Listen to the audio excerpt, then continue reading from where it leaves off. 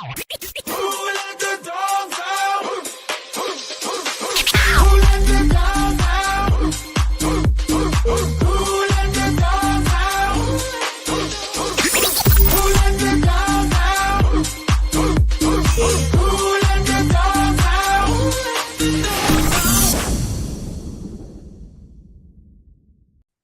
Hey everyone, welcome to episode 27, season 3 of Unleashed. And as you can see, who I've got here today is Lexi Love out of Cincinnati, Ohio, which was a finalist of season 17 of RuPaul's Drag Race. How are you doing? I'm good, my love. How are you? Oh, I'm good. I'm just so excited to have you on here. Thank you. So I want to get right into it. I know we talked about a lot of questions that we were going to use, and first talk about your career and your drag philosophy. So what was it that inspired you to start doing drag, and how has it evolved over the years? Yeah, so my original inspiration to do drag was out of want or a must versus like a vain reason. Had very little income. I was homeless. I was dancing as a go-go dancer, and I would watch these drag queens who are clearly making more money than the go-go dancers. And they're clearly not doing that great. And I said, why don't I give this a swing? I feel like I could be pretty. That's literally the only thing that went through my mind was I could be pretty. And that's where it all was born, kind of. Well, and you definitely are pretty. I mean, man, you really are. But what message do you hope to convey through your drag? So my drag, I really want to convey a message of love and acceptance and progress, if you would. My whole journey has been nothing but kind of this search for love and Hmm. um unapologetic love, lacking expectation. And it's because I think my entire life I had issues with that growing up. And I longed for things like that. So I think creating a space for that in our community is it's like a beautiful thing. And I just want to like spread it like Well, COVID-19. and boy, do we need the love today. I tell you what. Thank you. Well, when you start talking about performance and creativity, where are you finding your inspiration for your looks and your performance? So I take a lot of inspiration from fashion, from runway, from couture, from fashion week, from top designers, people that are very forward thinking. I'd say the fashion industry is the number one contributor to my drag, and then that would be other drag queens is the number two contributor. I love to see other queens. I love to be inspired by other people. I love to see what people are doing, and I love to see kind of how people are pushing the boundary to then give me a gauge for how I can push the boundary as well. Amazing, amazing. Well, what is your creative process like when you prepare for, a runway challenge or a performance? Mm, I think that definitely is a two different ball game. Okay. Um, All right. because preparing for a runway is so heavy and intense on just the look, and for performance it's the look and the performance. You have to put equal amount of effort, I feel like, into both. So when you're doing a runway you can really focus and harness all of that effort on the look itself. So I think that a lot more dedication goes into a runway look than a performance look. Okay. And if anybody disagrees with me, they're fucking crazy. Well, which performance or look are you most proud of, and why? So my runway that I'm most proud of is my TV head look. That was on episode 2, and I was most proud of that because it's something that I drew 11 years ago and at my day job. Oh my gosh, there goes my light. Sitting at a desk, and it's kind of funny. I have it cut out right here behind me. on this board, and it's still drawn there. Oh my gosh, And yes. that's the original thing that I kind of sent to the designer and said I really want to find a way to do this for the show. So that is the thing that is most like close, nearest, and dearest to my heart. And my performance outfit, well, I really only did a very few performances, but my talent show, roller skating outfit, lip sync outfit was my favorite. Oh, yeah. And I have to say I guess your promotional images that they used for the show with the blue and white hair, Yes, my fishtail, my Lola hair, baby. that just blew Yes. me away. Thank you. That was a happy mistake. So I'm just so glad that fate, kind of dealt me those cards. Oh, yeah, definitely. Well, when you think about sisterhood and drama, what was the vibe like in the workroom on Drag Race? The vibe was definitely vibing. Okay, there was lots of sisterhood. I feel like even when there was drama, it was very easy for our group to kind of rally back together Yeah, or push through whatever it was. I feel like maybe other seasons they struggled with that a little bit. But me and Anya kind of led the pack every single time that there was some kind of issue, even if it was between us, that we would just kind of be like, okay, we're getting over this. Like we're not actually fighting about this anymore, right? Or like we're moving on. And I think that a lot of the younger girls really took to that. And took to that leadership. So I'm just grateful that they kind of played along, if you will.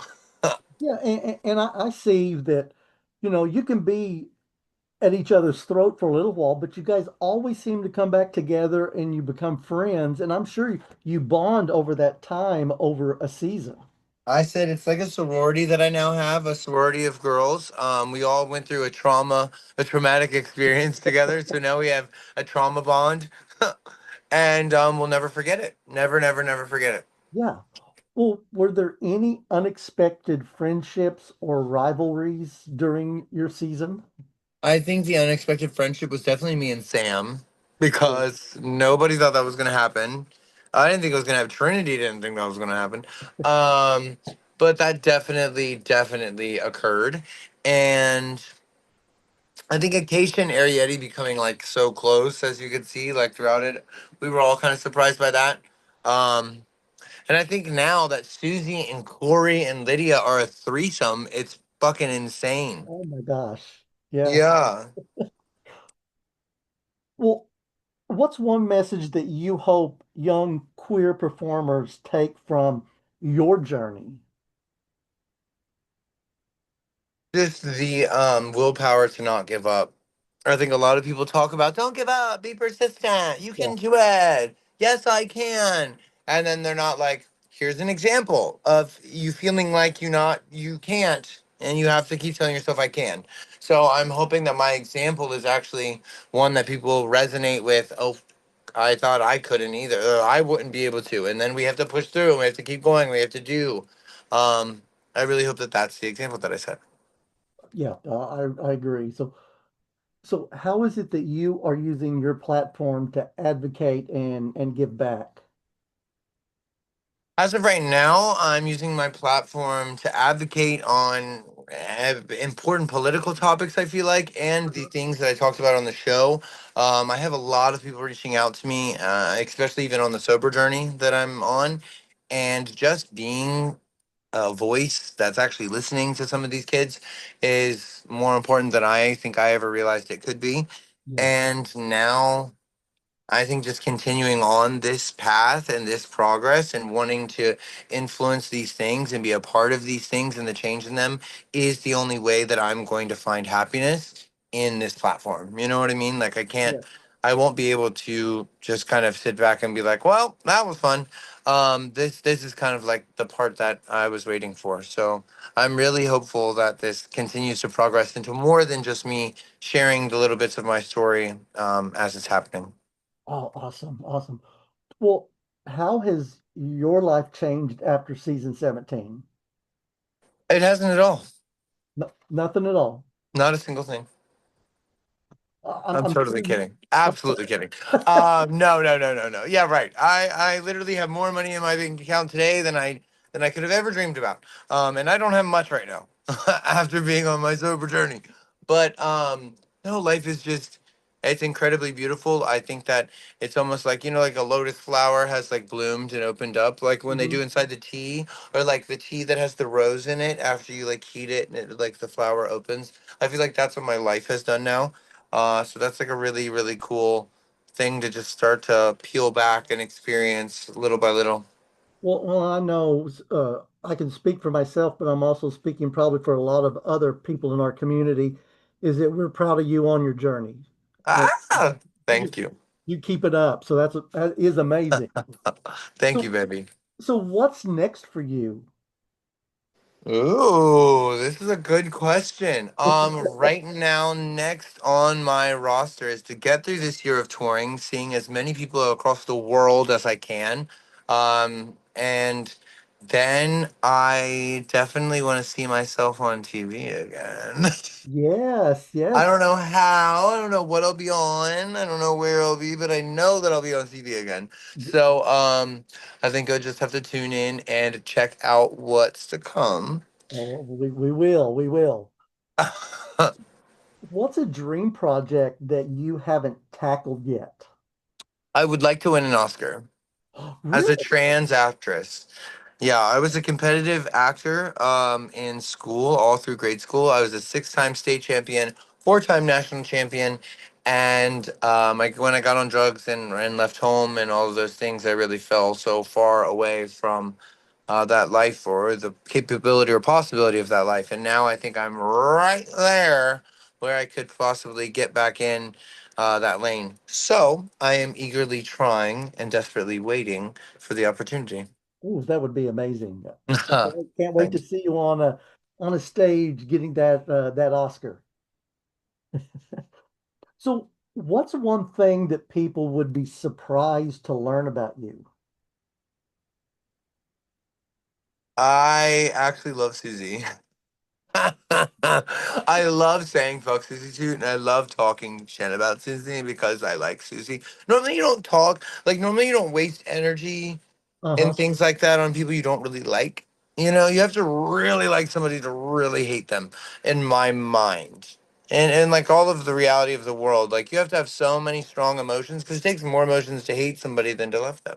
Yeah. So you have to be very passionate about somebody, and she's just somebody that I'm passionate about. So it's just funny, kind of, to watch people like twist and turn over things like that. And she was just here in Orlando performing at one of the nightclubs here about a month Yeah, ago. yeah, I saw. Too cute. So, who would you want to play you if we did a movie about you? Megan Fox. Oh, good. Or Miley Cyrus. I will take either one. I will agree with you. We could take either one. Yes. Either one, yes. So this one I just had to throw in. If you had to lip sync for your legacy to any Uh, song, what would you choose? mm, Call Me Mother by RuPaul. Oh, okay. That is the ultimate lip sync for your legacy song. Yes. Yes. That is hard. And that song is so, ooh, honey. Oh, yeah, that'd be taking them out. That'd be taking the kids out left and right. Well, if people see you here, I mean, who doesn't know you? But if they wanted to reach out to you, how's the best way of them getting in touch with you? Yeah, of course. All my social media pages, I am very much in touch with everybody that contacts those pages. But my email at Miss MS Lexi Loves You at gmail.com. You can contact me for bookings as fans, for inquiries, just to like say hey, just to like flick me off, whatever you want to do. Really, I'm there.